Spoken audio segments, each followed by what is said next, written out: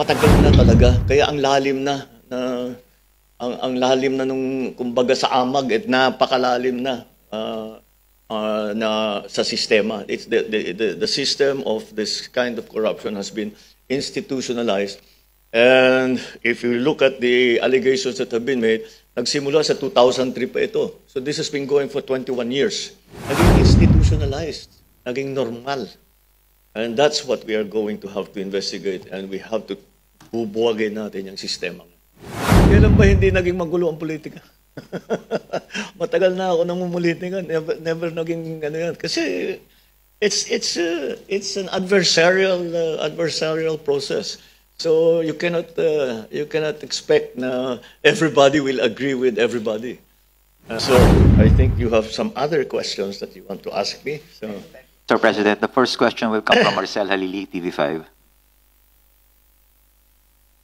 Hi, good morning. Sir, on other issues, course, po, yeah. sir. Well. Sir, may we have your thoughts about the change of leadership in the Senate? How will this affect the legislative agenda of the administration? Well, that remains to be seen, but I do not actually see any problem in that in terms of the legislative agenda that the executive and the legislature have agreed to undertake for this next Congress. The change of leadership is an internal matter between the senators.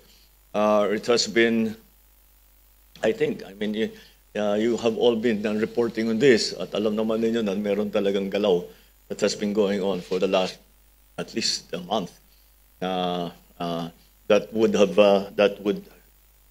would bring us to this change of leadership. So I'm confident. The Senate knows how to organize itself. The Senate also knows how to do the work. And if Senator Soto is now the SP again, then I do not see that it will change very much from what our agenda has that we had agreed upon when Senator Cheese was SP.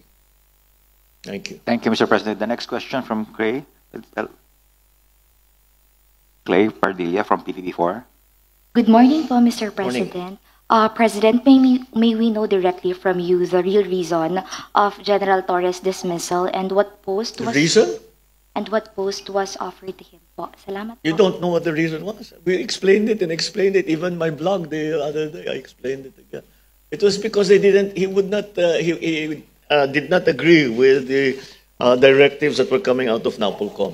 And there's a very clear chain of command, that the civilian authority is the overweening authority when it comes to the police. Because the police is essentially, technically, a civilian organization. And NAPOLCOM is the civilian authority that has the authority to monitor and to it has powers, very specific powers in terms of the appointments, and that's where they disagreed. And we cannot, alam naman natin, uniform service yan, kailangan masundan ang chain of command. So that's why, but we had many discussions about it beforehand. Ilang daw talaga niya magawa. So sabi ko, wala tayong magagawa kung ganun ang sitwasyon. Thank you, Mr. President. you. The next question from Jonathan Andal, GMA7. Morning. Sir, may we know your thoughts sa revelations kahapon ng mga diskaya sa umano'y korupsyon sa flood control project? Tingin niyo po ba may bigat yung statement nila? And si Curly Diskaya po nanghihingi po sa inyo ng proteksyon para daw po sa seguridad niya after niyang pangalanan yung mga kongresistang, sabi nila, sangkot daw sa korupsyon. Yeah. Can I correct that? These are not revelations. They are allegations. That's a very different. Allegations and revelations are extremely different. So we will examine all the allegations that have been made. Ang lumalabas talaga dito, mula nung nasimulaan itong investigasyon at lahat niyan, ay matagal na talaga. Kaya ang lalim na nung kumbaga sa amag at napakalalim na sa sistema. It's the system of this kind of corruption has been institutionalized. And if you look at the allegations that have been made, nagsimula sa 2003 pa ito. So this has been going for 21 years. And that is why it's so deeply seated within the system. And that's why it's going to be which is going to be a very, kailangan masalimuot at detalyado ang ating magiging investigasyon at para matignan. And yan ang magiging trabaho ngayon ng ating independent commission. So all of these allegations will be examined, and that's the job of the independent commission, which by the time we get back, before the end of the week, it will be organized. Thank you. And the personalities who are going to be part of the independent commission will also be named already. We will also decide on the powers. We already have a very good idea of what the powers and authorities will be granted to the independent commission. So that's their job. And we have made very sure that they are in fact independent, truly independent. So walang politiko dyan, walang puro investigador, abogado para mga it's a technical exercise. So we will continue with all these inquiries hanggang talagang makita natin how did this happen? Paano tayo? Kasi kagaya ng nasabi ko noon, ang talagang dapat malaman kung paano tayo nagkaganto. How did we get to this terrible point where all of these actuations, ito yung mga kickback, lahat yung mga pinag-uusapan natin, naging institutionalized, naging normal. And that's what we are going to have to investigate, and we have to bubuwagin natin yung sistema. It cannot be allowed. Follow-up yata si Jonathan, Mr. President. Sir, Yes, your response dun sa panawagan ni Curly Discaya ng protection daw po para sa kanyang seguridad. Well, there is the system of the witness protection, and if they qualify as witnesses who will testify, then the state is of course willing to provide them with protection. And if there is, and even before that, if there is a recognized threat, then of course we will protect them. Not because they are making allegations, not because they are part of the investigation, but because they're Filipinos. They need to be protected against any kind of threat that they are facing. Yun lang trabaho namin. Trabaho namin, the gun of the police, that's the job of the government. Make sure that all Filipinos are safe. Next question po from Ivy, from Billionario. Good morning, sir. Yesterday at the Senate hearing, Mr. Discaya floated House Speaker Martin Romualdez' name. He wasn't one of the congressmen allegedly directly involved po, but he was linked to one of those in the list, Mr. Congressman Marvin Rillo. What was your reaction upon hearing this po? Alam mo, kaming lahat suffer from that, sasabihin, utos ni Presidente, utos ni Secretary, utos ni ganto. Tapos, hindi naman totoo. Kaya, we'll have to look. Kung totoo, di may problema na talagang inutos. Pero hindi, ang nakikita ko, we are all of us who are in high positions of high offices in government, all of us suffer that. Akala ko approve mo eh. Wala akong alam dyan. Sabi ni ganito, ikaw daw mga nagpa-approve nito. Sasabihin mo, hindi, wala akong alam dyan. Alam naman ninyo yan. Name drop lahat. Pagpapakuha ng picture. Tapos sasabihin, tingnan mo, malapit kami. Sa isang araw, 1,000 yung nagpapapicture sa akin. So lahat yung 1,000 na yun, malapit sa akin. Di ba? So people have to be more careful. At wag silang masyadong gullible. But again, it's something that all of us who are in high office suffer. All of us. I think there's walang we find this kind of actuations all the time. Bakit nangyari yan? Utos daw ni ganito eh. At tanong mo dun sa tao, sasabihin, wala akong alam dyan. Wala akong sinasabing ganyan. Name dropping. So we'll see kung name dropping lang or if there's something more substantial to it. Kung name dropping lang, but it's name dropping is not a crime. But what is a crime is that you use the name of somebody else para magnakaw. And I think all of these other terms that we are always using to try, this is thievery, this is stealing, this is corruption. It's nothing else. Kaya I use the word nakaw. Nakaw talaga nila yung pera ng gobyerno. Kung totoo, totoo.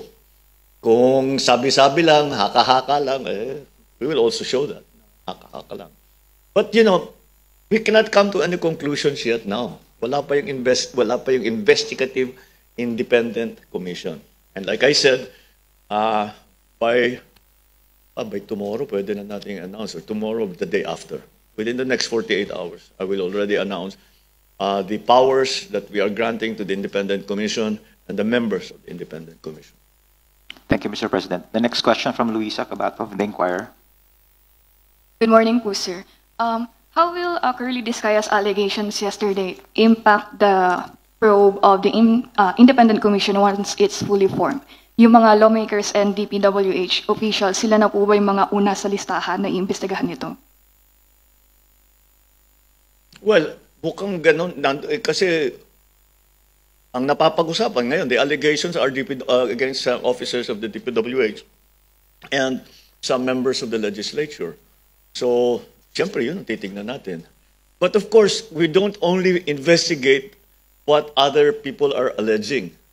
We are investigating this independently of all that. And that's why we have to be very, very clear that the independent commission is in fact independent. That there will no longer be, no one who has an interest in these cases will be allowed to participate except as a witness. Thank you, Mr. President. The next question from Leth, ECRH. Morning, Mr. President. Good Sir, morning. you said that there would be no budget for flood control projects in 2026 or under the 2026 budget. So what will happen to the almost 275 billion pesos proposed allocation for flood control projects under the 2026 NEP? Then we will spend it on other things. There was a budget of 350 billion for 2025. Because of all of these allegations, investigations that are occurring, na-delay lahat yan. So hindi matatapos yung 350 billion in 2025. So we will use the continuing appropriation for next year. And yung savings, it's going to be about 225 billion. It's actually, ang flood control for next year is about 275 billion. But some of that is foreign assisted. So yun, hindi gagalawin yun. Kasi foreign assisted project yun. Pero yung locally funded, kung tawagin, na project that amounts to about 225 billion, we will reappropriate it to education, to health, to other departments that are also always that are in need of this funding. Thank you po. Nel, the next question from Nel, UNTV. Hi sir, good morning. Sir, sa inyo pong podcast, nabanggit po ninyo na meron pang ibang infra projects bukod sa flood control, meron pa kayo nakita mga problema. Ito rin po ba itututukan ninyo gaya ng pagtutok nyo dun sa issue sa flood control, sir? Well, we cannot spread ourselves too thin. Ang pinakamalaki sa ngayon is the flood control. So yun ang unahin natin. Kaya ako nabanggit yun dahil yung isumbong mo sa presidente na website, meron silang sinusumbong yung kalsada, mga asphalt overlay naman napakanipis, all of those things. So titignan din natin yun. But what is before us right now, what is the instant case if you want, is the flood control projects. But I'm sure now that we have opened ourselves to all of this sumbong, then of course, hindi natin basta pwedeng pabayaan. Sinasabi na may kalsada rito, 20 kilometro, ganito ang laki-laki ng binayad, sira-sira naman. Siyempre, kailangan din natin tignan yan. Hindi naman natin pwedeng pabayaan. But right now, I have to say, because we have to focus our resources properly para maging maayos at kompleto ang ating investigasyon, we'll focus for now on the flood control project. Sir, follow-up question, Mr. President. Pahabol po sir, happy birthday sir. Maybe know po sir kung ano yung wish ninyo sa gitna ng mga isyong kinakaharap ninyo ngayon. Hindi naman nagbabago yung mga birthday wish ko mula nung simula hanggang ngayon na naging Pangulo ko at yun na nga maging maayos ang buhay ng bawat Pilipino, na maituloy natin lahat ng ating proyekto para matulungan lalong-lalo na yung mga mahihirap, At ganun pa rin, hindi talaga nagbabago. Sana maabot natin yung aabutin natin yung aking pinapangarap na wala nang gutom na Pilipino. Sure. Thank Thank you. Then the next question from Job, ABS-CBN. Morning po. Good morning. Paano niyo po hinahandle yung mga alingas-ngas ngayon sa House, pati na rin po sa Senate? Kasi may impression po yung publiko na magulo yung politika ngayon. So paano niyo po ito i-handle? Kailan ba hindi naging magulo ang politika? Matagal na ako namumulitika. Never naging ano yan. Kasi it's an adversarial process. So you cannot expect na everybody will agree with everybody. Talagang meron dyan, namumulitika lang. Basta ayaw lang nila dun sa tao, kahit tama yung ginagawa, hindi tama yan, hindi tama. Meron naman talaga, hindi naniniwala na tama yung ginagawa, mas maganda yung idea nila. So there will always be that kind of push and pull.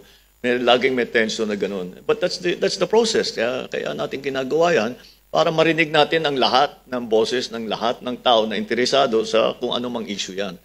So, it's always, and besides, what we are doing here are very, and this has been from the very start of this administration. Matagal ko nang ginagamit yung salitang structural. We are making structural changes. We are not doing business as usual. And so, that will necessarily, because it is structural and we are changing basically the way of doing things. For example, all of this system na ganitong porsyento sa flood control, may ganito sa project, pinapalitan natin yan. So, inevitably, talagang that's disruptive. But if we don't do this, anong haharapin natin? Tuloy-tuloy na lang yung ganito. Mahirap naman siguro pagka malis ako dito sa posisyon at hindi ko naman wala akong nagawa para pagandahin ang sistema. Hindi ko sasabihin successful ang naging administrasyon ko. Mr. President, na-mention nyo kanina, within 48 hours, i-announce nyo na po yung leadership o yung structure ng Independent Commission. May we know, may hint po ba kung ano yung, or sino yung magiging, yung magle-lead nitong Independent Commission? You have to try, don't you? I suppose. Pero hindi, that would be, kasi kung may sinabi ako ngayon na hindi pa final, namin mag-speculate, si ganito, si ganito. Tapos mali, I have to change it again. So, mag-a-announce ako buo. All the powers and authority of the Independent Commission that we have agreed upon and the membership of that commission.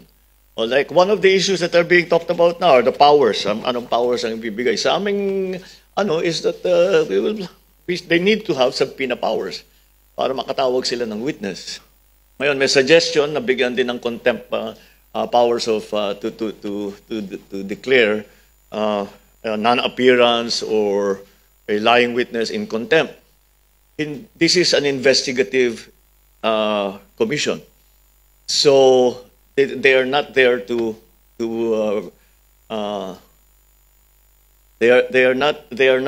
actually mete out punishment to whoever. They are there to find out the facts. Kung ano ang findings nila, dadalhin ngayon nila sa DOJ, dadalhin nila sa Ombudsman, kung saan. At kung hindi pa sila mag-appear, hindi pa sila sumagot doon sa akusasyon sa kanila, o hindi sila nag-appear para mag-testify, doon sila makukontempt. But I don't think that's the role of the Commission. The Commission needs the subpoena powers though, para to compel people to come and to testify and to provide information to the Commission. Salamat po, Mr. President. The last question from Vance Fernandez.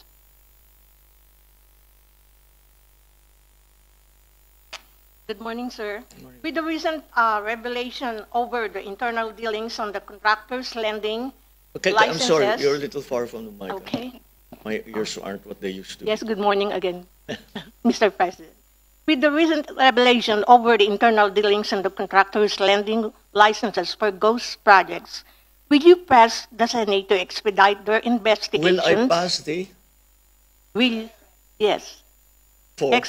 will you press the Senate to expedite their investigations on the matter, or will you consider letting the Senate move at its own pace?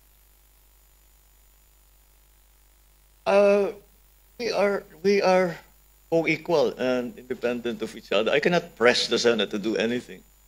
I can only talk to the senators and say, this is what I consider to be our priority. I hope you agree. Lakarin natin, ayusin natin, trabahuhin natin. But what pressure can I ever provide, can I ever put on the senators for that matter? Well, I think it's very clear to everyone that this is important to me, to the administration, that we conduct these investigations properly and thoroughly. And I think everyone is in agreement that this is something that we have to do. So let's just put it that way. And I think that there's no need for pressure coming from the president because the situation as it stands now, there is immense pressure from the public, which is much, much, much more important than anything that the president can do. Yes, yes, sir. Last question. Can the government reliably suit itself with more future partners and contractors? Surely, the present events that have transpired ultimately means that there has been a breakdown in public trust and confidence in contracted projects by the government and rethinking the administration's relationship with the contractors. How could this reassure the public on the part of the government projects? I have said it before and I'll say it again. Ang sistema ng of governance in the Philippines is well laid out. The laws are there, the rules are there, the IRRs are all there.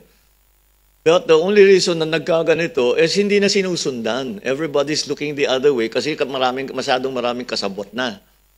Everybody got involved in this whole thing. Ang dami nang nasama eh. So yung mga dapat sisita, hindi tama yung ginagawa yan, tumatanggap na eh. So kasama na sila. So the rules are still in place, but we haven't been following them.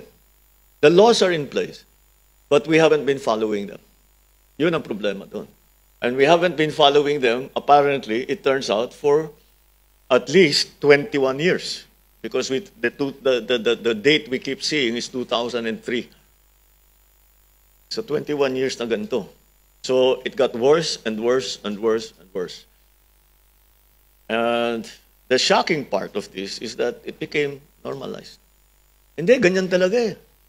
Ganyan talaga ang patakbo eh. Pumayag naman yung mga iba. Ako hindi ako papayag. Kaya hindi ganyan ang patakbo. Hindi dapat ganyan ang patakbo. Hindi ganyan basta't sinasagasaan ng batas, sinasagasaan ng mga rules and regulations, hindi sinusundan yung mga IRR.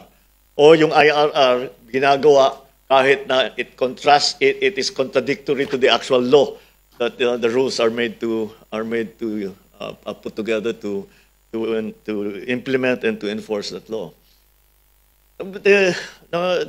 That's the actual situation there. We do not need new regulations. We do not need new procedures. All that we should be doing is return to the proper procedures, following the regulations, following the law. Pagka ganun, maayos ang patakbo. But, we have gotten into this terrible habit, apparently for over 20 years. And, to undo 20 years of a, shall we say, bulok na sistema is going to take what keeps coming into my head is that we're making an omelet here. We will be breaking eggs. Thank you. Yes. Maraming salamat, Mr. President. Maraming salamat po, and that concludes our press conference this morning, Mr. President. Thank you very much. Thank you.